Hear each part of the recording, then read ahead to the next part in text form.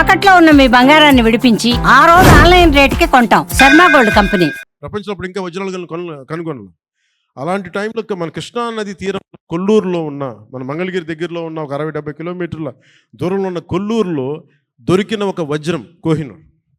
ఆ కోహినూర్ని గోల్కొండ నవాబ్ కులీ కుతుబ్ షా చేతికి వెళ్తే అది అక్కడి నుంచి మొఘలాయిల చేతికి వెళ్ళి ఆ తర్వాత ఇప్పుడు అది లండన్ మ్యూజియంలో ఉంది.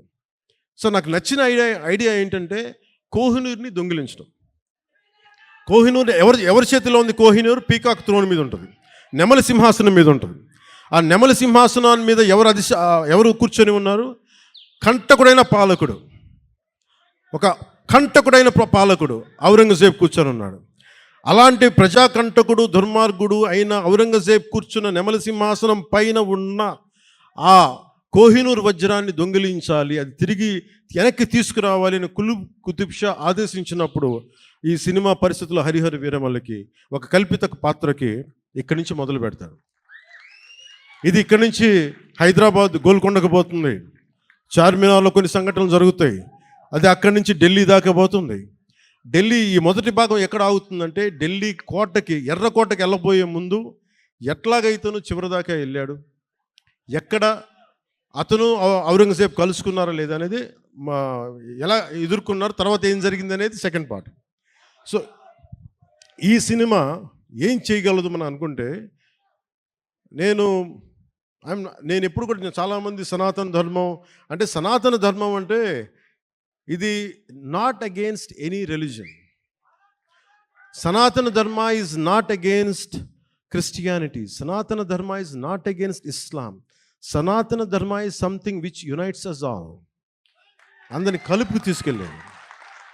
కానీ అలాంటి సనాతన ధర్మం అంటే మీరు చెప్పండి, అలాంటి సనాతన ధర్మాన్ని అంటే ఇమాజిన్ ఔరంగజేబ్ లాంటి పాలకుడు పరిపాలించే సమయంలో మనం ఊహించుకోగలమా? ఒక రోజున ఇదే భారత వనిలో, ఇదే భారత నాడులో నువ్వు హిందువుగా ఉండాలంటే జిజియా ట్యాక్స్ పే చేయాలి అని. అలాంటి సందర్భాలు ఉన్నాయి మనకి. నేనేమంటే I'm not against any kings, I'm not against Aurangzeb, I'm not against any Mughal ruler. నేనేమంటానంటే తప్పులు జరిగినప్పుడు అన్నీ సమానంగా తెలియజేయాలి. మనకు చాళుక్యుల గురించి తెలుసా? మనకి పాండ్య రాజుల గురించి తెలుసా? విజయనగర రాయలు మన రాజ్యం గురించి తెలుసా?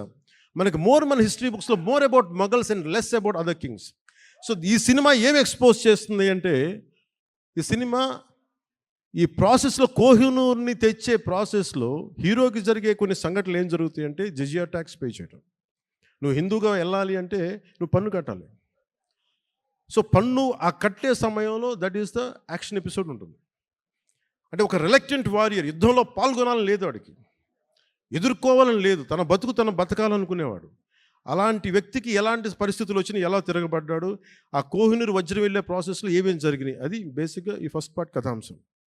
సో మేము కోరుకున్నది ఏంటంటే, ప్రత్యేకించి నేను ఎందుకు డిజైన్ చేసిన యాక్షన్ సీక్వెన్స్ అంటే, నాకు పోరాటాలు చేసేటప్పుడు ఒక్కడిని కొడితే 10 మంది చెల్లా చెదురు పడిపోవడం నాకు, నా రేషనల్ మైండ్కి, నా లాజికల్ మైండ్కి ఇబ్బందిగా ఉంటుంది.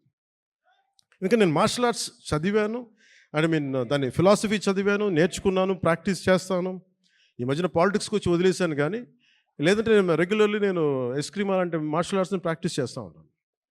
ఎందుకంటే నేను strong body with strong mind is essential for every human. ఇది నేను నమ్ముతాను. అంటే ఒక బలమైన శరీరం ఉండాలి, ఒక బలమైన మనసుతో పాటు బలమైన శరీరం కూడా ఉండాలి. ఇది నేను నమ్మేవాడిని మనస్ఫూర్తిగా.